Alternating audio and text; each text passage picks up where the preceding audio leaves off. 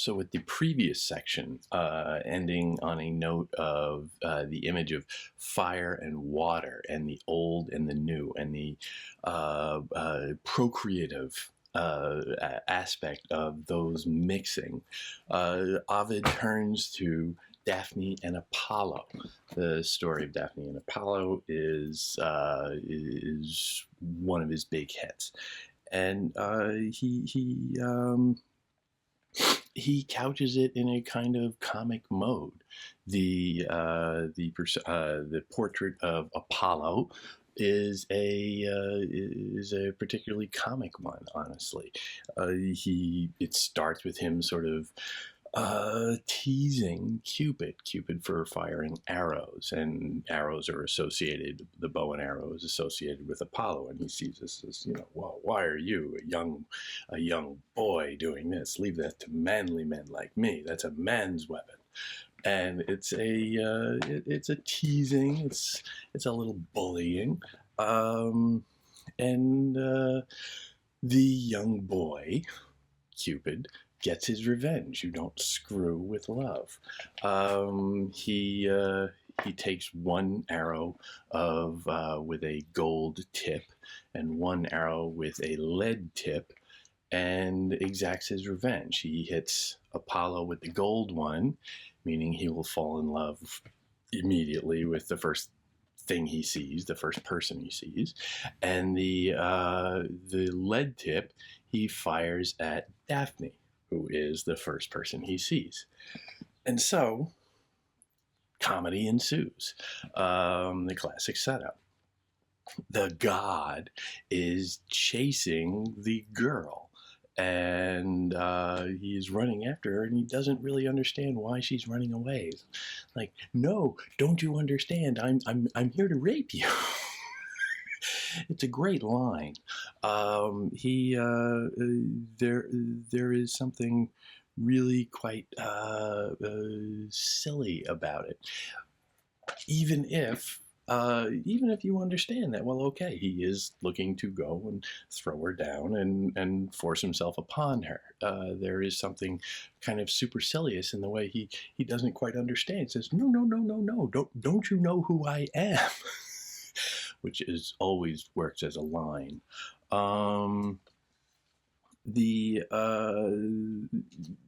Daphne is a young girl, the daughter of the river god, significantly the water in this. He is burning with love. She is associated with water. So hence, you get the bridge from the previous section. Everything is changing, but everything is a continuum. She wants to remain a virgin. She is particularly fond of wandering alone in the woods, and she's afraid that if she were to be married or anything, she would not be able to do that. So she wants to maintain her virgin status, and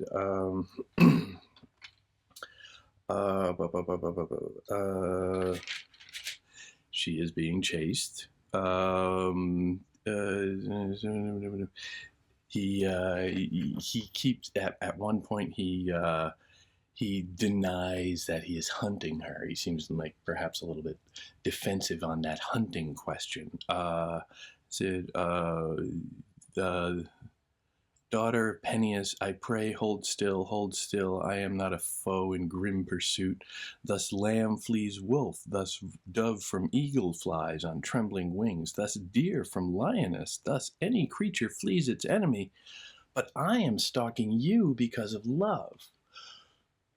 Okay, I don't think he's going to eat her, but it is a different kind of ravishing, perhaps, that he is looking to do, a different kind of consumption.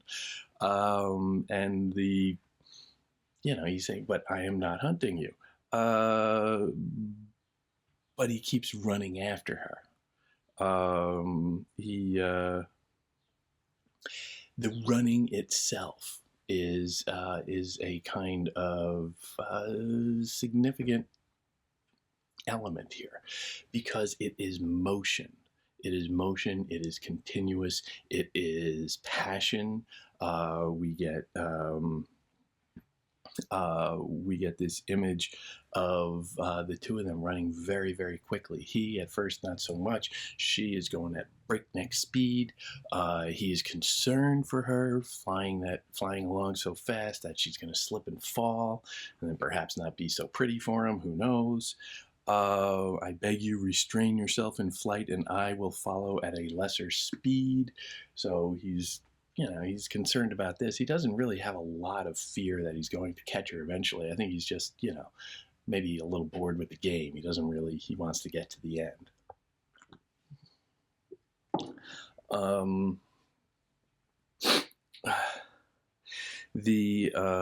He brags about, again, don't you know who I am?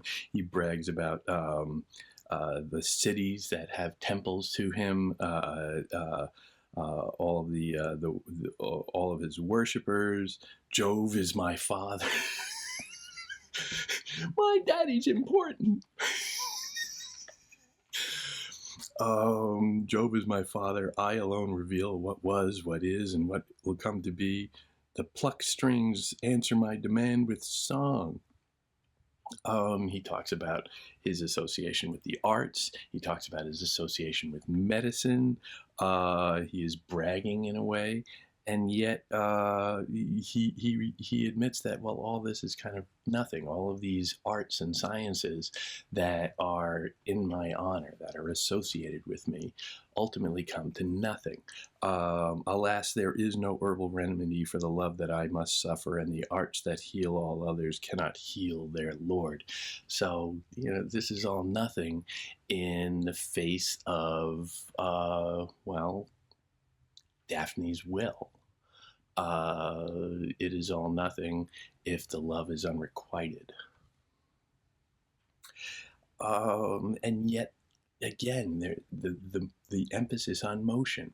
These little short lines, these little glimpses of his psychology are coming in the midst of this ongoing scene of running, which is very passionate and is described in a sexualized manner.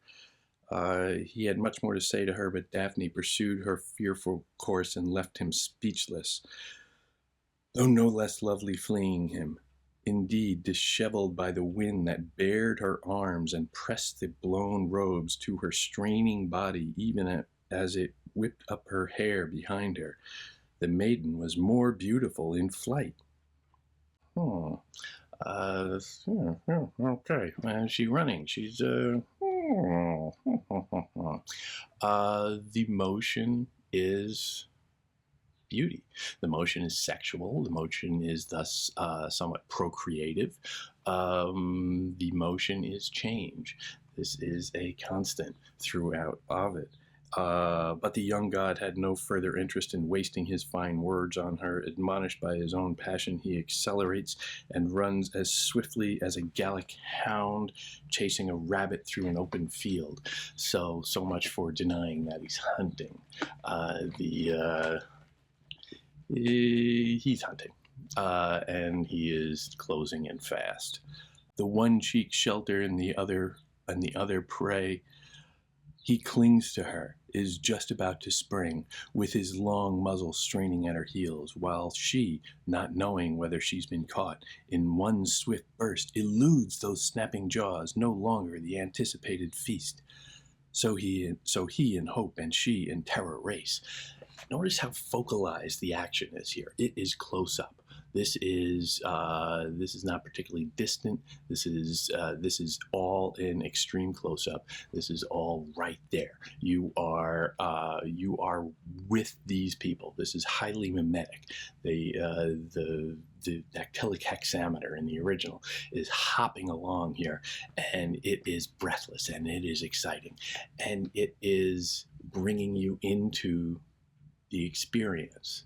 It is in a very un-Roman, un-Greek, certainly, way, stimulating your emotions.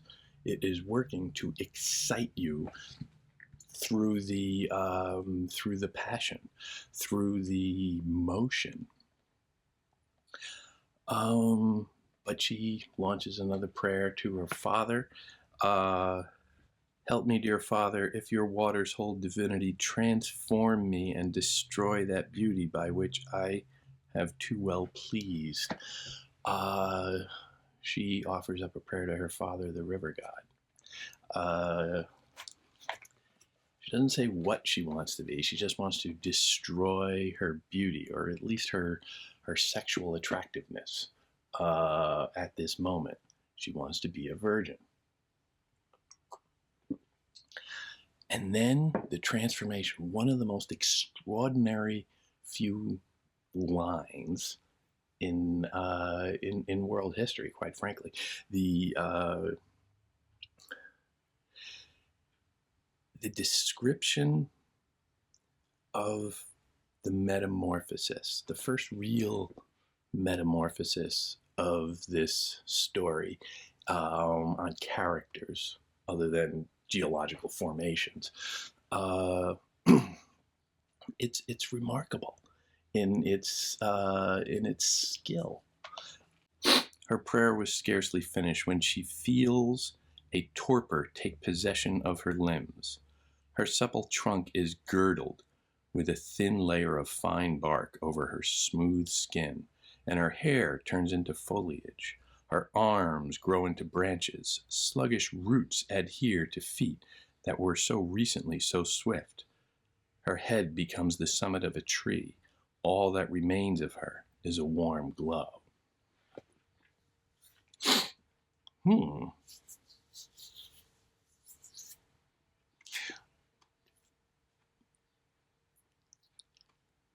That's just extraordinary. The change is made in words. The change is clocked in increments. It's not just, and then a lightning struck and she was a tree. We are given the experience. We are brought into the experience, again, close focalized, close-ups all the way, of this change, which is one clause after the other, one image after the other, of tracking the progress of a total change, but each individual change is marked. She feels a torpor.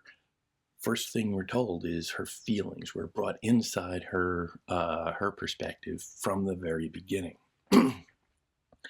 A torpor take possession. So, well, okay, the first thing is suddenly you were, tired, or you are, you have less energy.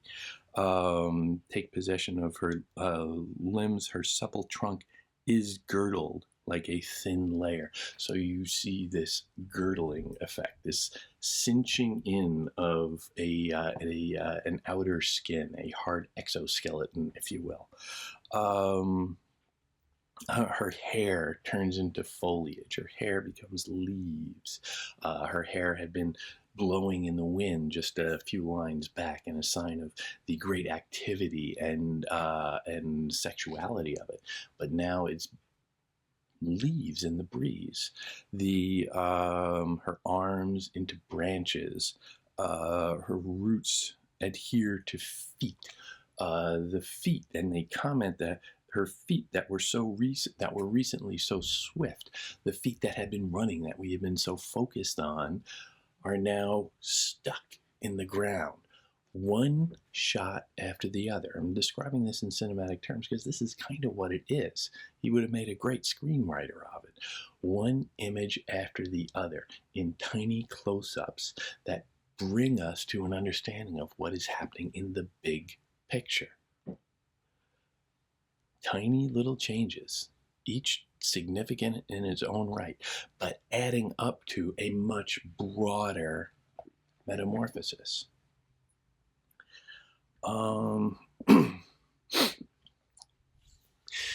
she is not, Daphne is not left off the hook with this. Apollo sees her and he is somewhat enraptured by the tree. She is now a laurel tree, and he says, well, I will adopt you into my symbolism, so to speak. The laurel tree will now be a sign of me, and the wearing a laurel wreath, a wreath of laurel leaves, will be a sign of dignity and honor, for well for war heroes and for poets and all of these dignified types. So even in this kind of death, poor Daphne, who only wants to go walking in the woods, now can no longer walk. She's part of the woods, but she can no longer walk in them. And while she wanted to be left alone, she is now being drafted into activity. You will be an evergreen forever, bearing your brilliant foliage with glory. That's Apollo's lines to her. So evergreen, something that doesn't change. I'm not sure how to take that. Phoebus concluded, Phoebus is Apollo, Laurel shook her branches and seemed to nod her summit in assent. It's a kind of motion in stasis. She can't move, but she can perhaps approve by shaking her branches or her leaves in the breeze. It's a little bit uncertain what's going on with the symbolism there. Critics are a little all over the place on that, but it's an interesting story to begin with, because it is about a frustrated rape. There's no other way to call it. It is a deeply passionate pursuit. It is a comic vision. It is a sign. The laurel wreath is a sign of poets. So Ovid is putting all this out there right at the beginning. Beginnings and endings, they matter. Right at the beginning, as a kind of declaration, I would say, a declaration of his intent. The laurel is a sign of the great poets of old, and he is positing himself in those terms, but he's going about it in a very different way. The changeability is remarkable in its contrast to people like Virgil, for whom stasis and stability and constancy were so important. In the Aeneid, everything is about the fact that Rome will be founded by Aeneas, or Aeneas's line, and everything is subservient to that, and that has always been established, that has always been understood, and there's really never any threat to that. Even Dido is always seen objectively from a distance as just a mild detour, but always understood that Aeneas is coming back. Ovid is going in a different direction with this. He is saying that, okay, constant change is procreative. It is a sign of life. It is a sign of excitement, a sign of humanity. The stories will all be reflecting on these issues, and the image of the tree, a tree that is always there, will evergreens aside, shed leaves and mark the changing of time and grow in a way that can't always be seen moment to moment, but appears if you just take a little step back.